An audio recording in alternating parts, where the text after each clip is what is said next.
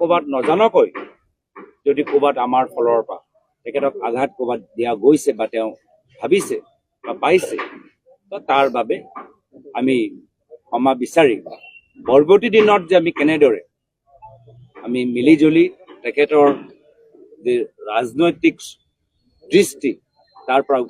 মাত্ৰ কংগ্ৰেছ দল নহয়, বিভিন্ন বিৰোধী দলবোৰ উপকৃত হয়, সবল হয়, शक्तिशाली হয়, तार पर हमार कामना भाल पालू जे जितेंद्र सिंह जी ने विशेष रूप से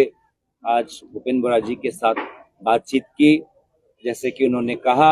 राहुल गांधी जी के साथ भी उनकी बात हुई, दिन में आदरणीय केशव वेणुगोपाल जी के साथ भी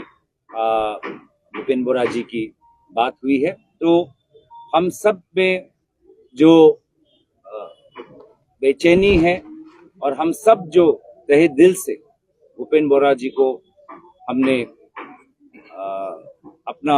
इस्तीफा पत्र वापस लेने के लिए जो पूरे ताकत से हमने बात को